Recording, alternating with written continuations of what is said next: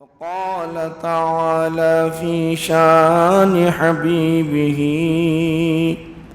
إن الله وملائكته يصلون على النبي يا أيها الذين آمنوا صلوا عليه وسلموا تسليما اللهم صل على سيدنا محمد وعلى آله وصحبه أفضل صلواتك وعدد معلوماتك وبارك وسلم. باب فضل استقبال القبلة يستقبل بأطراف رجليه القبلة. عن انس بن مالك قال قال رسول الله صلى الله عليه وسلم من صلى صلاتنا واستقبل قبلتنا وأكل ذبيحتنا فلذلك المسلم الذي له ذمة الله وذمة رسول الله فلا تغفر الله في ذمته. بزرگان ملت، عزیزان گرامی قدر و معزز سامعین، حاضرین و ناظرین و شاہدین و جالسین، ہمارا درس بخاری جو سلسلہ وار چل رہا تھا گزشتہ، چونکہ خواجہ معین الدین چشتی رحمۃ اللہ علیہ کے عرس کے ضمن نے ہم نے آپ کی سیرت اور آپ کے احوال کو سماعت کیا تھا، اور اس سے پہلے ہمارا جو درس چل رہا تھا وہ یہ تھا کہ امام بخاری نے علیہ الرحمۃ والرضوان نے جو بحث کی ہے نماز کے شرائط پر، جو احادیث شریفہ لے آئے ہیں، اس کے مسائل کو ذکر کیے ہیں، وہ ہم سن چکے تھے تقریباً. اس میں جگہ کے متعلق بیان کیا، احادیث شریف لائے، کپڑا کیسے پہننا چاہیے، کپڑے کے متعلق آ گیا. اسی طرح جسم کے متعلق، جسم کا پاک ہونا، کپڑے کا پاک ہونا، زمین کے بارے میں. اب آ رہا ہے آج کی جو بحث ہے قبلے کے متعلق ہے.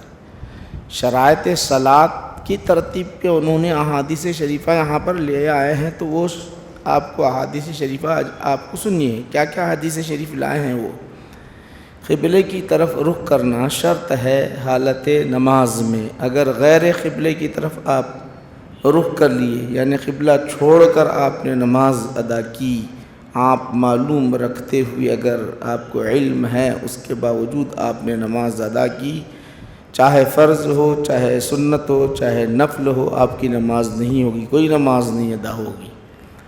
قبلے کی طرف رخ کرنا شرط ہے. اب مسافر کے لیے وہ احکامات الگ آئیں گے، وہ ہم انشاءاللہ اس کو ذکر کریں گے. قبلہ ہمارے پاس ہندوستان، ہم ہندوستانیوں کے لیے قبلہ کدھر ہے؟ مغرب کی طرف ہے. مدینہ والوں کے لیے الگ ہے، امریکہ والوں کے لیے الگ ہے. ہمارے لیے جو ہے مغرب کی طرف قبلہ ہے. سورج نکلتا مشرق سے ہے، مغرب کی طرف ڈوبتا ہے، تو مغرب کی سمت ہمارے لیے قبلہ ہے. قبلہ کا مطلب یہ ہے کہ خانہ کعبہ جدھر ہے وہ ہمارا قبلہ ہے. اس بات پہ اور حالت نماز میں ادھر رخ کرنا ہمارے لیے لازم ہے، شرط ہے. یہ بات اچھی طرح ذہن میں رکھ لیں. تو اب امام بخاری علیہ الرحمہ قبلے کی فضیلت کا باب باندھتے ہوئے جو حدیث لائے ہیں، 3 احادیث شریفہ، جس کا ایک کا میں ترجمہ کروں گا، 3 حدیث کا خلاصہ آپ کو خود بخود معلوم ہو جائے گا. وہی موضوع ہے تقریباً.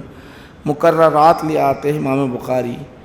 مقررات کے مفہوم کو میں چھوڑ رہا ہوں اور سند کو میں چھوڑ رہا ہوں. سند میں آہستہ پڑھ لیتا ہوں چونکہ وقت اس میں جو ہے آپ کے لیے جو ہے دلچسپی کا باعث نہیں ہوتا، اس لیے میں وہ سند کو چھوڑ دیتا ہوں. عموماً یہ روایت جو ہے سن لیجئے. حضرت انس بن مالک رضی اللہ عنہ سے روایت ہے، وہ بیان کرتے ہیں کہ رسول اعظم صلی اللہ علیہ وسلم نے ارشاد فرمایا، جو کوئی ہماری نماز کی طرح نماز ادا کر لی اور ہمارے قبلے کی طرف رخ کر کے نماز ادا کر لی، اور ہمارا ذبیحہ اس نے کھایا، ہمارا ذبیحہ کھا لیا، تو یہ مسلمان کے لیے حق ہے کہ اللہ کا بھی ذمہ ہے اور رسول کا بھی ذمہ ہے۔ اللہ اور اس کے رسول کے ذمے کو تم حقیر نہ جانو۔ یہ حدیث شریف ہے۔ کیا ہے اس کے اندر اصل میں؟ واستقبل قبلتنا، واستقبل قبلتنا، ہمارے قبلے کی طرف رخ کر لیا۔ تو اور آگے دوسری روایت میں فقد حرمت علینا دماؤہم واموالہم، تو حرام ہو جاتا ہے ہم پر ان کا مال اور ان کی جانیں حرام ہو جاتی ہے، چونکہ وہ مسلمان ہیں۔ اب ہم ان سے لڑ نہیں سکتے، قبلے کی طرف ہمارے رخ کر رہے ہیں اور ہمارا ذبیحہ کر رہے ہیں، ہماری نماز کی طرح نماز پڑھ رہے ہیں، تو اب ہم ان کے ساتھ لڑ نہیں سکتے، ان کا مال اور ان کی جان ہم پر حرام ہو جاتی ہے، ان سے اگر لڑتے ہیں تو گناہ گار ہیں۔ یہ حدیث پوری اگلے مضمون کے ساتھ مکمل ہے۔ یہ بات یاد آپ کو آ گئی ہے، تو آئیے اس کے بعد جو امام بخاری لا رہے ہیں، کیا بحث لا رہے ہیں؟ یہ جو قبلہ آج ہم جدھر رخ کر کے نماز ادا کرتے ہیں نا، آج ہم خانہ کعبہ کی طرف رخ کر کے نماز پڑھتے ہیں، تو رسول اعظم صلی اللہ علیہ وسلم جب مکہ میں تھے تو آپ پر نماز فرض ہو چکی تھی، مکہ میں تھے اور مدینہ شریف میں رہے 16-17 مہینے میں۔ مکہ چھوڑ کر جیسے ہی 16-17 مہینے آپ جو نماز ادا کی ہے، تو وہ کدھر رخ کر کے نماز پڑھی ہے جانتے ہو؟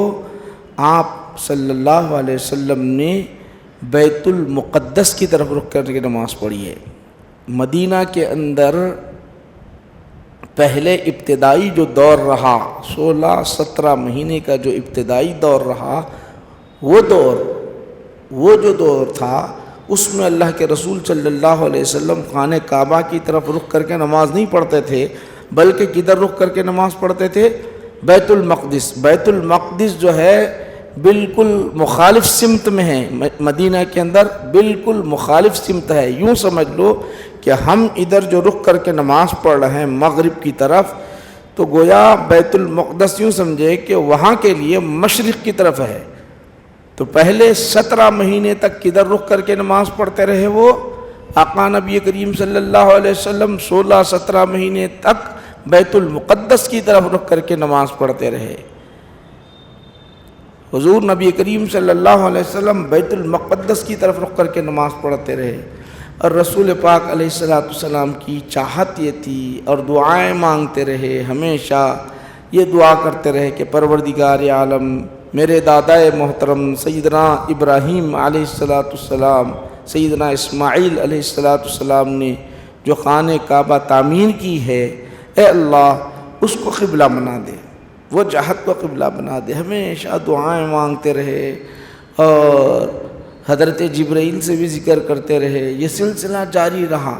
حالت نماز میں بھی یہ کیفیت رہی کہ دعائیں مانگ رہے ہیں حالت نماز میں بھی، بلکہ یہاں تک کیفیت تھی کہ اس کا اشتیاق ایسا بڑا ہوا تھا، آسمان کی طرف ایسے آنکھیں اٹھاتے اور چہرہ اٹھاتے، رب کی طرف دعائیں مانگتے، اے اللہ، اے پروردگار عالم، اے اللہ، وہ رخ ابراہیم علیہ السلام نے جو خانہ کعبہ تعمیر کی ہے ادھر رخ کر کے نماز پڑھنے کا حکم دے۔ اب اللہ سبحانہ و تعالیٰ یہاں پر ایک بات یاد رکھ لیں کہ حضور نبی کریم صلی اللہ علیہ وسلم کو اور مسلمانوں کو جو حکم دیا 16-17 مہینے تک کدھر رخ کر کے نماز پڑھنے کا حکم دیا، بیت المقدس کی طرف رخ کر کے نماز پڑھنے کا حکم دیا، تو اس کے اندر کیا حکمت اور کیا مصلحت ہوگی؟ کیا مصلحت تھی؟ مصلحت بعضوں نے یہ لکھا ہے کہ چونکہ یہاں پر جو لوگ تھے مکہ کے اندر سارے کے سارے کافر، اور مدینہ شریف کے اندر جو لوگ تھے یہودی تھے، اور دوسرا سب سے اہم بات یہ کہ اللہ جو حکم دے اس کے سامنے کچھ نہیں حکمت نکالی جا سکتی۔ رب نے حکم دیا تو رب کے حکم کے اتباع میں رسول اعظم صلی اللہ علیہ وسلم کدھر رخ کر کے نماز پڑھتے رہے؟ بیت المقدس کی طرف رخ کر کے نماز پڑھتے رہے. یہ اللہ کا حکم. اصل یہ بات ہے. حکمت یہ تھی کہ یہاں یہودی آباد تھے، یہاں یہودی رہا کرتے تھے. مکہ کے اندر صرف مشرک کافر تھے یا یہودی آباد تھے. اگر ہم ادھر رخ کر کے نماز پڑھیں گے تو وہ کہیں گے کہ یہ ہمارے مذہب ہی کی طرف ہے، اور وہ جب ہمارے مذہب کی طرح ہے تو اسلام میں داخل ہوں گے، اسلام میں خود بخود داخل ہوں گے. بھئی ہماری مقدس بیت المقدس ہمارے لیے اعزاز کا مقام ہے، ہمارے لیے جو ہے اہم مقام ہے. یہودیوں کے لیے تو وہ یہ سمجھیں گے کہ ہمارے خانے یعنی ہمارے عبادت خانے کی طرف یہ رخ کر کے نماز پڑھ رہے ہیں تو خود بخود اسلام میں داخل ہو جائیں گے. اس غرض سے بعضوں نے یہ حکمت ظاہر کی ہے. مگر حقیقت میں کیا ہے؟ سب سے بنیادی بات اللہ نے جو حکم دیا مان لینا ہے. اور رسول کیا کہتے ہیں؟ دیکھو رسول کریم صلی اللہ علیہ وسلم دعا مانگ رہے کہ پروردگار عالم ہمارا قبلہ چینج کر دے. تو اب اس کو اللہ سبحانہ و تعالیٰ نے ذکر کیا ہے. ہمارا قبلہ چینج کرتے تو اس کو قد نرا، حضور نبی کریم صلی اللہ علیہ وسلم ظہر کی نماز میں یا عصر کی نماز میں اختلاف ہے، فجر کی نماز میں نماز ادا کر رہے تھے اللہ کے رسول صلی اللہ علیہ وسلم. قد نرا تقلب وجہک فی السماء، یا حبیب صلی اللہ علیہ وسلم ہم دیکھ رہے ہیں آپ کے چہرے کو بار بار اٹھتا ہوا آسمان کی طرف. قد نرا، ہم دیکھ رہے ہیں. قد نرا وجہ، آپ کے چہرے کو، تقلب وجہک، آپ کے چہرے کو بار بار پلٹتا ہوا. قلب کہتے ہیں، تقلب کہتے ہیں کہ بار بار پھیرنا. تقلب کے معنی بار بار پھیرنا، آسمان کی طرف اپنے چہرے کو اٹھانا. ہم بار بار آپ کے چہرے کو اٹھتا ہوا دیکھ رہے ہیں، بار بار چہرے کو اٹھتا ہوا دیکھ رہے. فی السماء، آسمان. فولی وجہک شطر المسجد الحرام، آپ اب کیا کریے؟ حالت نماز میں تھے، آپ اپنے مسجد حرام کی طرف رخ کر لو. اللہ تعالیٰ حکم دے رہا ہے، اللہ تعالیٰ حکم دے رہا ہے کیا؟ فولی وجہک شطر المسجد الحرام، مسجد حرام کی طرف، خانہ کعبہ کی طرف رخ کر کے نماز پڑھو. یہ پہلا حکم ملا. قبلہ چینج ہو گیا، قبلہ تبدیل ہو گیا حالت نماز میں. مگر رب تبارک و تعالیٰ یہی کلمہ نہیں بنا فولی وجہک شطر المسجد الحرام، آپ جو ہے قبلے کی طرف رخ کر کے نماز پڑھیے، ہم حکم دے رہے ہیں، یہ نہیں کہا. بلکہ اللہ سبحانہ و تعالیٰ پہلے تمہید جو باندھی، جو کلمہ ادا کیا، جو کلمہ لایا، وہ کیا تھا؟ قد نرا تقلب وجہک فی السماء، وجہک فی السماء فلنولی وجہک شطر المسجد الحرام. کہہ رہا ہے کہ ہم آپ کے چہرے کو دیکھ رہے ہیں بار بار اٹھتا ہوا. تو ہمارے نبی کے چہرے کا تذکرہ رب نے یہاں کیا. اب رب کو کتنا اچھا لگا ہوگا رب ہی بہتر جانے. چہرے کا ذکر ہے.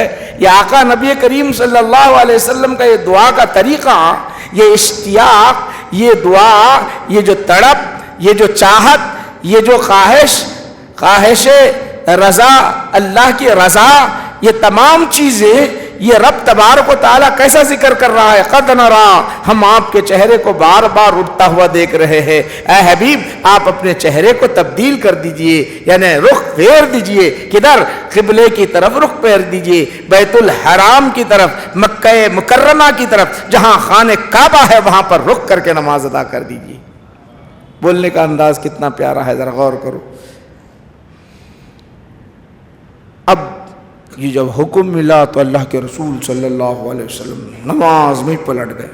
اب نماز ادھر رخ کر کے نماز پڑھ رہے تو اچانک اب ادھر پلٹ گئے. پیچھے نماز پڑھنے والے دیکھو، آپ ذرا غور کرو، پیچھے سب صحابہ پیچھے نماز پڑھ رہے.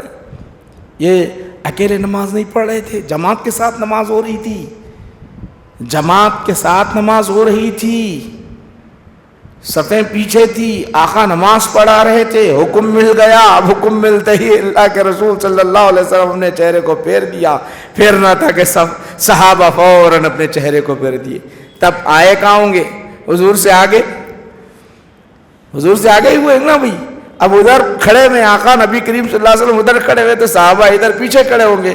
اب آقا نبی کریم صلی اللہ علیہ وسلم جیسے ہی چہرہ پھیرنا تھا، صحابہ پیچھے آ گئے، سارے کے سارے پیچھے آ گئے. نبی کریم صلی اللہ علیہ وسلم کے پیچھے آ گئے. اللہ کے رسول صلی اللہ علیہ وسلم خانہ کعبہ کی طرف رخ کر کے نماز ادا کر رہے ہیں. یہ پہلی مرتبہ یہ جب نماز ادا ہوئی، اس طرح نماز ادا ہوئی، ایک صحابی نے آقا نبی کریم صلی اللہ علیہ وسلم کے پیچھے نماز بھی پڑھی. اس وقت دیگر مسجدوں میں بھی نمازیں ہوا کرتی تھی، مسجد نبوی میں بھی ہوتی اور دیگر مسجدوں میں بھی نماز ہوا کرتی تھی. جب ان کے پیچھے حضور کے پیچھے ایک نماز صحابی نے نماز پڑھ لی تو جب وہ مسجد دوسری مسجد کے سامنے سے گزرنے لگے تو وہ کدھر رخ کر کے نماز پڑھ رہے تھے؟ وہ تو ابھی پہلے ہی بیت المقدس کی طرف جو حکم ملا تھا وہی رخ تھا، ادھر ہی رک کر کے نماز پڑھ رہے تھے. انہوں آئے، ارے میں ابھی دیکھ کر آیا ہوں رسول پاک علیہ السلام ظہر کی نماز خانہ کعبہ کی طرف رخ کر کے نماز پڑھ رہے تھے، میں نے دیکھ کر آیا ہوں، تم بھی پلٹ جاؤ. تو حالت نماز میں انہوں نے چینج کر لیا، حالت نماز میں بھی انہوں نے اپنا چہرہ چینج کر لیا. تو اس میں کوئی تذبذب نہیں کیا، اس میں کوئی تذبذب نہیں کیا. یہ کہنے والا کہہ تو رہا ہے، سچ کہہ رہا ہے یا جھوٹ کہہ رہا ہے، یہ انہوں نے کوئی تذبذب اس لیے نہیں کیا کہ اللہ کے رسول صلی اللہ علیہ وسلم کی چاہت کیا تھی سارے صحابہ جانتے تھے. اللہ کے رسول دعا کر رہے تھے، یہ سب صحابہ جانتے تھے. اللہ کے رسول چاہتے یہ تھے کہ خانہ کعبہ کی طرف رخ کیا جائے، یہ چاہتے تھے. آج وہ حکم ملا ہوگا، اس لیے انہوں نے کہا کہ ان کی بات اپنی جگہ ہے، پہلے سے بات گشت کر رہی ہے. محبوب اور محب کے درمیان جو چاہت ہے آج منظور شدہ ہے، آج مقبول ہوئی ہے. ہم بھی اپنا چہرہ پھیر لیتے ہیں خانہ کی کعبہ کی طرف. انہوں نماز کیا سما ہوگا، صحابہ اپنی حالت نماز میں چہرے کو تبدیل کر رہے ہیں، چینج کر رہے ہیں. کیا حکم مان رہے ہیں حالت نماز میں بھی. رب کا حکم ملا فوراً اللہ کے رسول کی اتباع ہو رہی ہے، اللہ کے رسول اس طرح کر رہے ہیں، فوراً حکم بجا لا رہے ہیں. ہم بجا لاتے ہیں کہ دیکھو ذرا غور کرو، اور لانا ضروری ہے، اس میں آپ کوئی فرق نہیں کر سکتے. تو 16 مہینے تک اللہ کے رسول صلی اللہ علیہ وسلم نے کدھر رخ کر کے نماز پڑھا؟ بیت المقدس کی طرف رخ کر کے نماز پڑھا. یہ بھی خواہش بیت المقدس کی حقیقت راز کیا ہے معلوم جانتے ہو؟ اللہ اور اس کے رسول ہی بہتر جانے.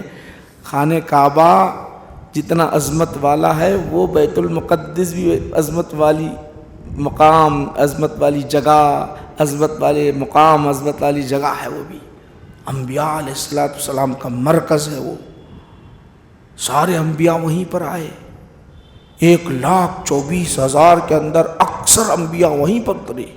اسی لیے تو معراج کے موقع پر انشاءاللہ ہم آئندہ ذکر کریں گے. معراج کے موقع پر اللہ کے رسول صلی اللہ علیہ وسلم کو جو معراج کرائی گئی کہاں لے گئے؟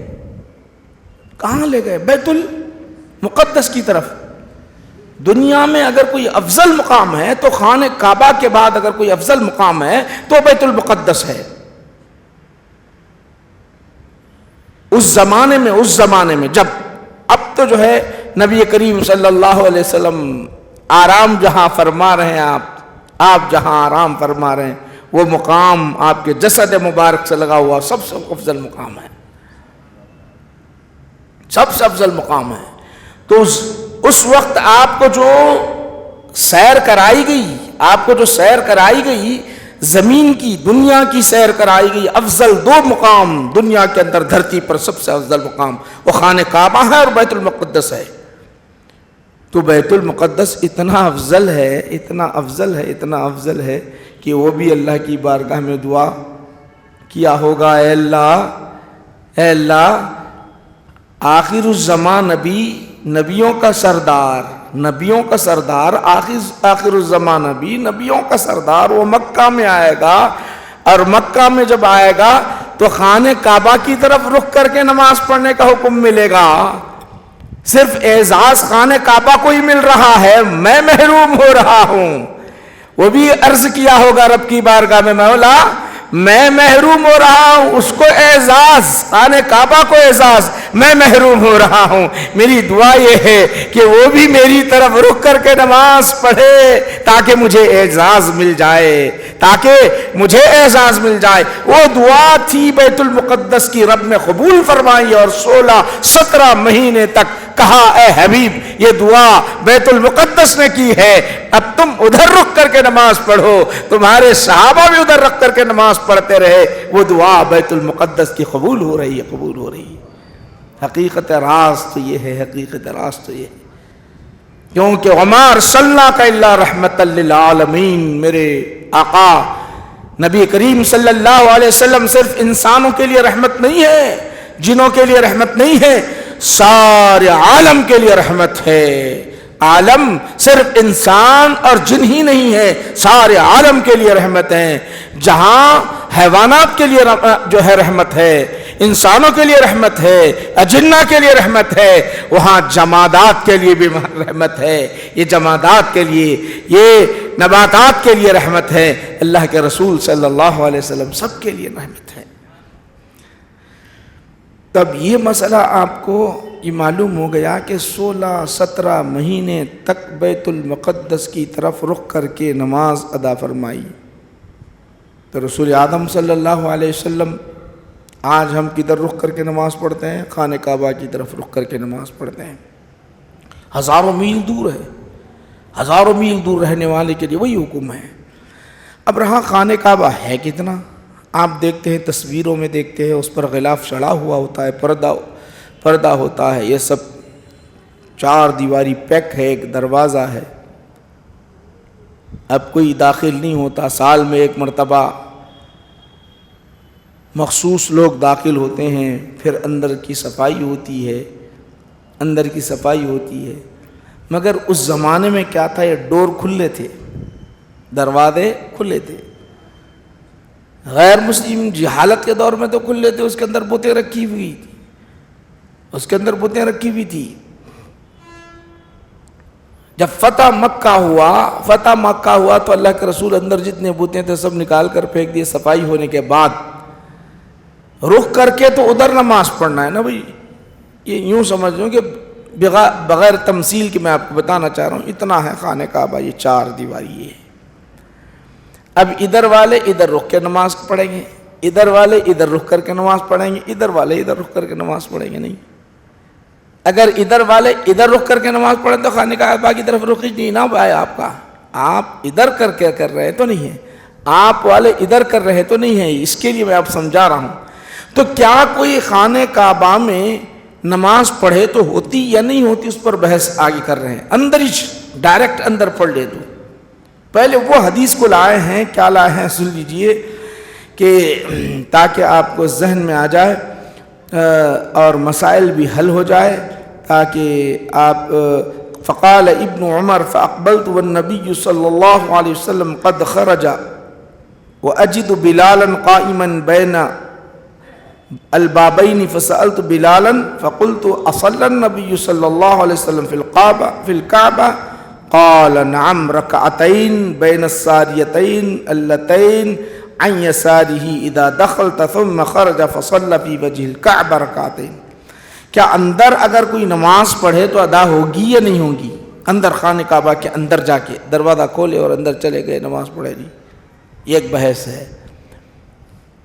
جب مکہ فتح ہوا تو اللہ کے رسول صلی اللہ علیہ وسلم اندر گئے. اندر جانے کے بعد خوشبو سے اسے معطر کیا، اور اسی طرح وہاں پر آپ نے دھنی کا استعمال کیا، عود ہے، اس طریقے سے تاکہ خوشبو. اور آج بعض حضرات ایک لفظ استعمال کرتے ہیں کہ اگر کوئی اہل سنت الجماعت اپنے گھر میں اگربتی کا استعمال کرتا ہے، فاتحہ کے ٹائم پر عودان کا استعمال کرتا ہے، تو یہ جو ہمارے پاس فاتحہ میں جو استعمال ہوتا ہے تو عودان سے تعبیر کرتے ہیں. یہ کتنا بڑا خطرناک جملہ ہے. یہ عودان ہے، بولتے عودان ہے. ارے رسول پاک علیہ السلام کی سنت ہے، یہ حضور نبی کریم صلی اللہ علیہ وسلم کی سنت ہے. جب سب سے پہلے فتح مکہ ہوا تو آپ خانہ کعبہ میں داخل ہوئے تو کیا کیا آپ نے؟ اسے خوشبو سے معطر کیا. وہاں ادان کا استعمال ہوا، وہاں ادان کا استعمال ہوا، عود کی خوشبو، عطر کی خوشبو سے مہکایا گیا خانہ کعبہ کو. تو آپ یہ جملہ ادان ہے، یہ جو لفظ استعمال کرتے ہیں، کس معنی میں استعمال کر رہے ہو؟ کیا یہ استعمال کرنا درست ہے یا نہیں ہے؟ اس طرح کے کلمات کہنے سے ہوتا کیا ہے؟ یہ بات اوپر تک پہنچ جاتی ہے، یہ بات اوپر تک پہنچ جاتی ہے. کبھی یہ بھی ہم نے سوچا ہے کہ اہل سنت والجماعت کو ادان کہنے سے کیا ہم حقیقت کا انکار کر رہے ہیں؟ ذرا غور کریں اس بات پر. تو یہ بہت سخت کلمہ ہے جو صحابہ نے عود کا استعمال کیا، جو آقا نبی کریم صلی اللہ علیہ وسلم نے عود کا استعمال کیا، جو خوشبو کا استعمال کیا، جو اللہ کے رسول کو سب میں زیادہ اگر کوئی پسند تھی وہ چیز کیا تھی؟ عورت پسند تھی. اسی طرح مسواک پسند، اسی طرح آپ صلی اللہ علیہ وسلم کو خوشبو پسند تھی. خوشبو پسند تھی. خوشبو صرف عطر سے حاصل کی جاتی ہے؟ خوشبو جن جن چیزوں سے حاصل کی جاتی ہے، عود کے ذریعے سے، اگربتی کے ذریعے سے، عطر کے ذریعے سے، وہ پسند ہے. اللہ کے رسول کو پسند تھی یہ چیزیں، اور آپ وہ لفظ ایسا استعمال کرتے ہو، مناسب نہیں. اندر داخل ہونے کے بعد حضرت بلال رضی اللہ تعالیٰ عنہ اندر داخل ہوئے تھے. اندر داخل ہوئے، صحابہ حضور کے ساتھ میں تھے. چند صحابہ، زیادہ داخل نہیں ہو سکتے، چھوٹا سا مقام ہے. اندر داخل ہوئے. داخل ہونے کے بعد حضرت عبداللہ بن عمر رضی اللہ تعالیٰ عنہ کو بہت فکر رہتی تھی حضور اندر جا کے کیا کرے، اندر جا کے دعا کرے، نماز پڑھے، کیا کرے، کدھر رخ کر کے نماز پڑھے. فوراً حضرت بلال نکلتے پوچھے آقا نبی کریم صلی اللہ علیہ وسلم نماز پڑھے کیا؟ پوچھے اصلا نبی صلی اللہ علیہ وسلم کیا رسول پاک علیہ السلام اندر نماز پڑھے؟ وہ کہنے لگے ہاں نعم ہاں اندر نماز پڑھیں. کہاں پڑھے ذرا بتاؤ. دیکھو کتنی تحقیق کیا کرتے تھے اتباع رسول میں، تاکہ میں بھی ویسی ادا کروں، میں بھی ویسی طرح ادا کروں. اندر ستون تھے، وہ تحقیق کر رہے ہیں. اور امام بخاری اس چیز کو لے آئے ہیں. اجد بلالا قائما، حضرت بلال کہتے ہیں قائما بین البابین، میں نے حضرت بلال کو کھڑا ہوا پایا دو دروازوں کے درمیان. میں نے ان سے پوچھا کہ رسول پاک علیہ السلام نے خانہ کعبہ میں نماز پڑھی؟ آپ نے فرمایا ہاں، دو ستونوں کے درمیان آپ نے نماز پڑھی. آپ نے کہا الا یساری، بائیں جانب جو ستون تھے وہ دو ستونوں کے درمیان. آپ جب داخل ہوئے تو بائیں سمت جو آتے ہیں ستون، 6 ستون ہیں، 6 ستون میں سے جو 2 ستون کے درمیان بتا رہے ہیں کہاں پڑھے، کتنے ختم چلے، کس مقام پر پڑھے، اس کی تحقیق ہو رہی ہے.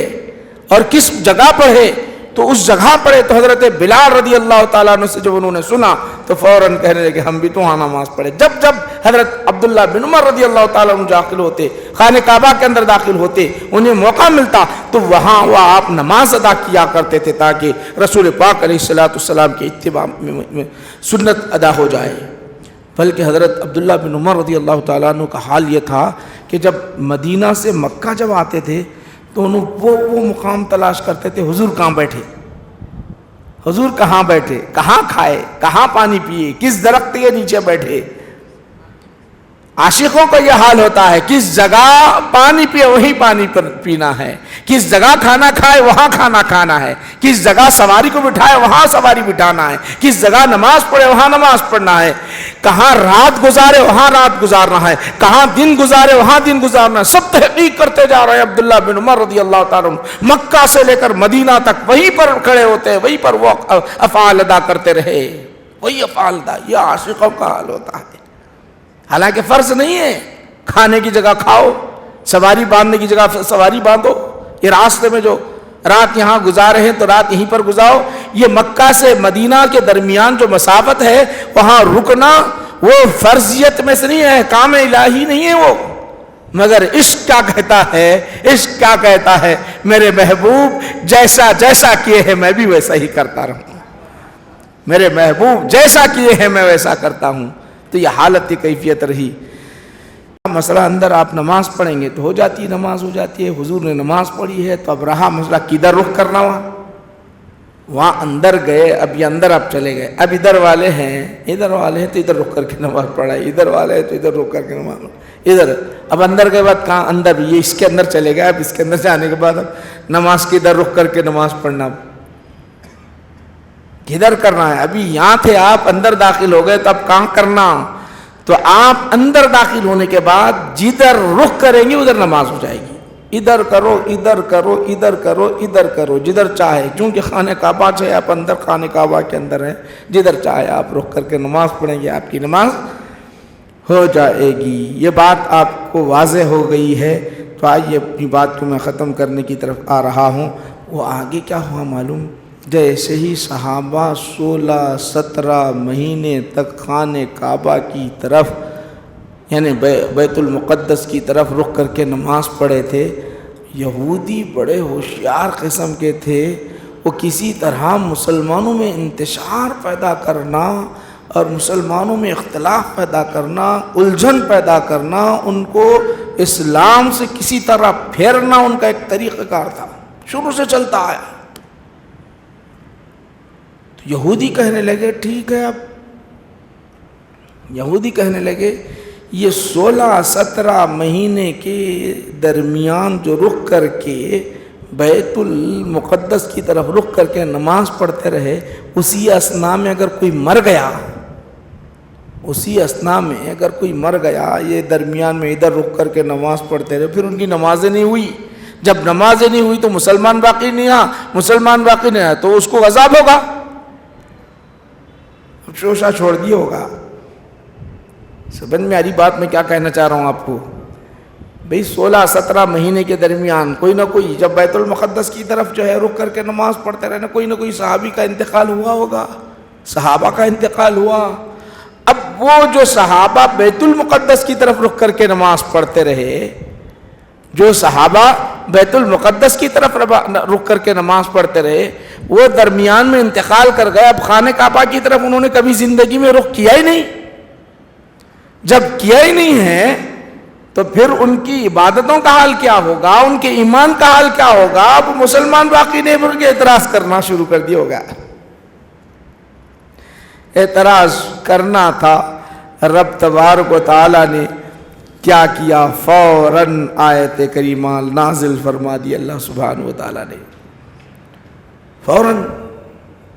یہ پہلے تو اعتراض ان کا یہ تھا، کیا اعتراض تھا کہ جو ہے یہ اتنے دن گزر گئے، اب ختم ہو گیا، اب ان کی نماز تو دور کی بات ہے، نماز تو دور کی بات ہے، ان کا ایمان بھی چلے گیا، ایمان باقی نہیں ہے۔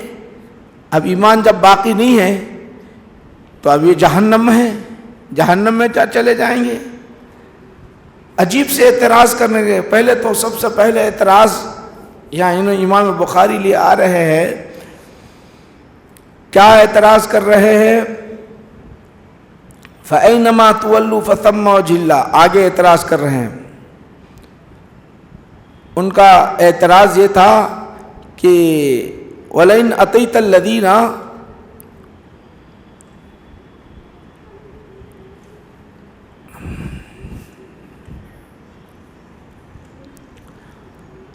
وَمَا جَعَلْنَا الْقِبْلَةَ الَّتِي كُنْتَ عَلَيْهَا إِلَّا لِنَعْلَمَ مَنْ يَتَّبِعُ الرَّسُولَ مِمَّنْ يَنْقَلِبُ عَلَىٰ عَقِبَيْهِ وَإِنْ كَانَتْ لَكَبِيرَةً إِلَّا عَلَى الَّذِينَ هَدَى اللَّهُ۔ اب لایا وَمَا كَانَ اللَّهُ لِيُضِيعَ إِيمَانَكُمْ إِنَّ اللَّهَ بِالنَّاسِ لَرَءُوفٌ رَحِيمٌ۔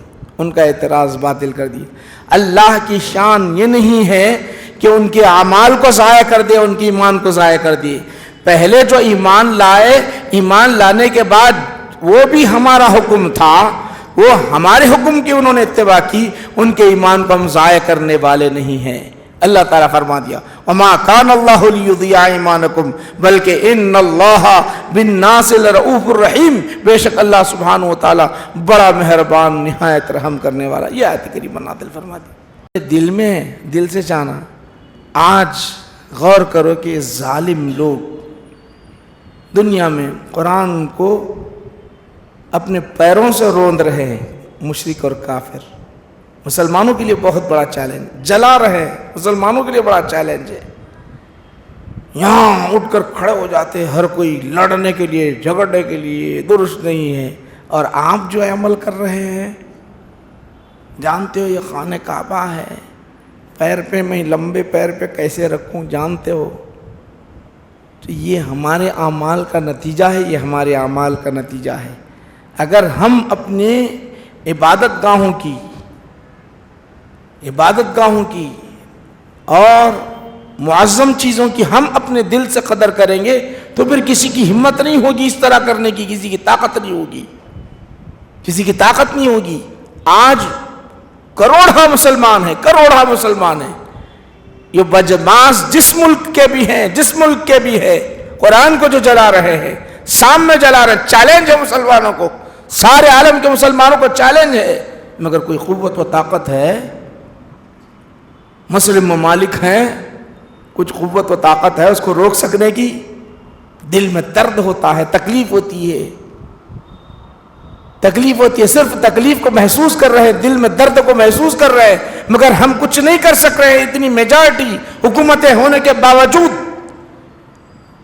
سب کچھ ہونے کے باوجود. تو اس سے معلوم یہ ہوتا ہے کہ پہلی بات یہ ہے کہ ہمارے قلب کے اندر حقیقت میں ایمان ہے نہیں ہے. دوسری بات یہ ہے کہ ہم عمل سے کوسوں دور ہیں، حقیقت عمل سے کوسوں دور ہیں.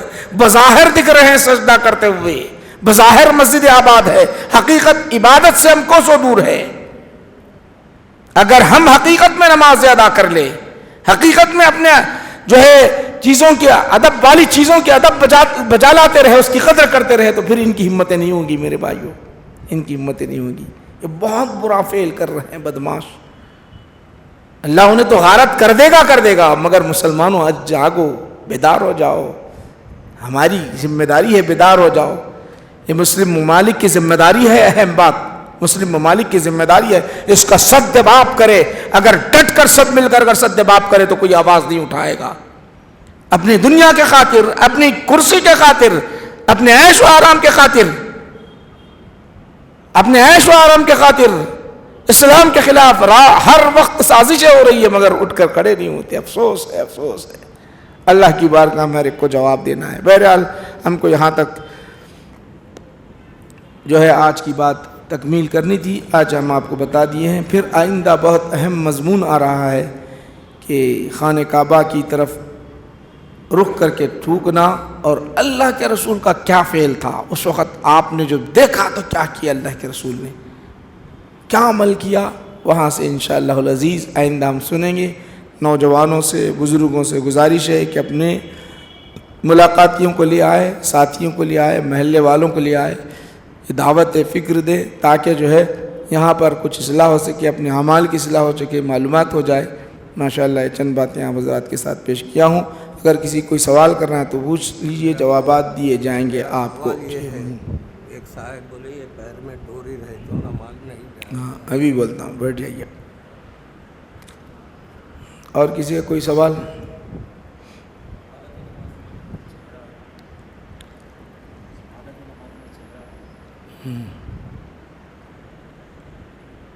برسی کی فاتحہ یا انتقال کے دن دینا ہے یا تدفین کے دن دینا ہے؟ آپ کا سوال یہ ہے کہ انہوں کالی ڈوری پیر میں پہن لی انہوں، تو کالی ڈوری پہن لینے سے نماز نہیں ہوتی بول رہے ہیں ایک صاحب. بولے انہوں وہ صاحب کتنے بڑے مفتی ہیں نہیں معلوم میرے کو.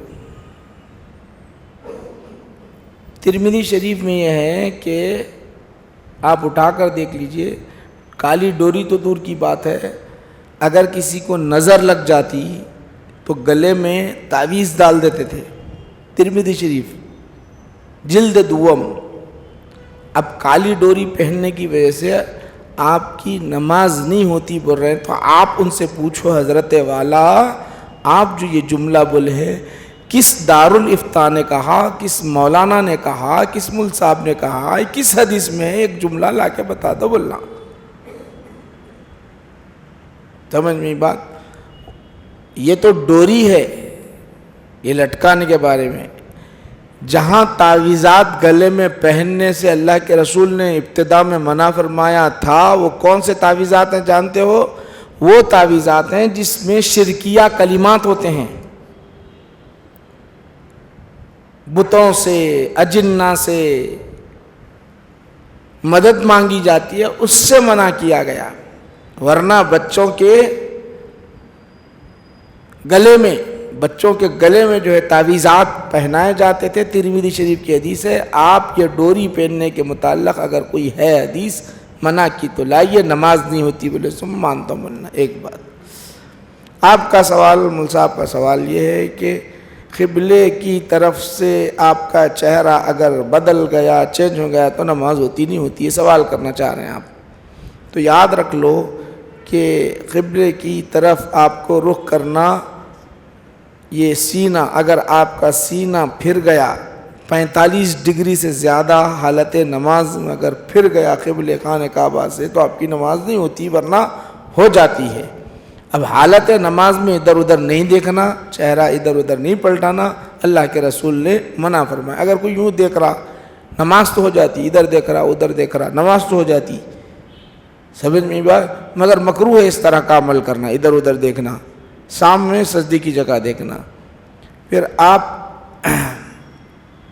کا سوال تو یہ تھا، تیسرا کوئی سوال کی تھی؟ ہاں، تو آپ کا سوال یہ ہے کہ چہلم کب کرنا، مرے سو دن پکڑنا یا دفنائے سو دن پکڑنا، ان کا سوال ہے۔ وہ زیارت ہو، دہم ہو، چہلم ہو، کون سا دن پکڑنا؟ دیکھو، چہلم ہے، دہم ہے، فاتحہ سیوم ہے، یہ 3 چیزیں ہیں، یا اور برسی ہے، یہ 3-4 چیزیں اہل سنت جماعت کے پاس رائج ہیں، اصال ثواب ہے۔ رائج کا مطلب اصال ثواب ہے، وہ اصال ثواب ہے۔ اب وہ 10 دن، 3 دن، 40 دن یہ جو رکھتے ہیں، تاکہ ہمارے پاس واجب و فرض نہیں ہے، اہل سنت کے پاس یہ فرض نہیں ہے، نہ واجب ہے، کرے تو ثواب ہے۔ یہ 40 دن، 10 دن، 3 دن اس لیے رکھے تاکہ ہر کوئی ذرا کرنا۔ ماں باپ دنیا میں تو ماں باپ کو اتنا چاہتا تھا دنیا میں، اب مرے بعد پوچھتا نہیں پوچھتا، 30 دن ذرا کھلا، 10ویں دن کھلا، 40ویں دن کھلا، تاکہ جو ہے وہ دن آ جائے تو کم سے کم لوگ کھا کے اس کو دعا کے لیے مغفرت کریں گے تو مغفرت ہوں گی بول کے ہے وہ۔ آپ 3 دن کی فاتحہ 5 دن میں کرو، یا 10 دن کی فاتحہ 11 دن میں کرو، یا 9 دن میں کرو، یا 40 دن کی فاتحہ 50 دن میں کرو تو آپ کی فاتحہ ہو جاتی ہے۔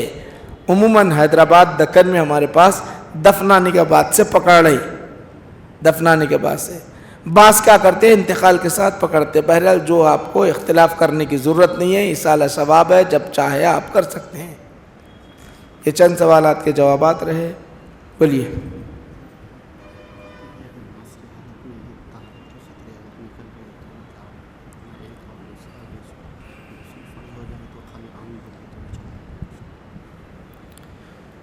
کیا آپ سوال کر رہے ہیں غسل فرض ہو جانے کے بعد، غسل کب فرض ہوتا ہے؟ اس سے پہلے بتا دیا میں آپ کو، بیوی سے مل لیے، موٹی موٹی باتیں ہیں۔ منی کا نکلنا، یہ 2 باتیں ہیں، منی نکلی یا آپ جو ہے بیوی سے مل لیے، صحبت کر لیے، مل لینے کا مطلب صحبت کر لیے تو غسل فرض ہو جاتا۔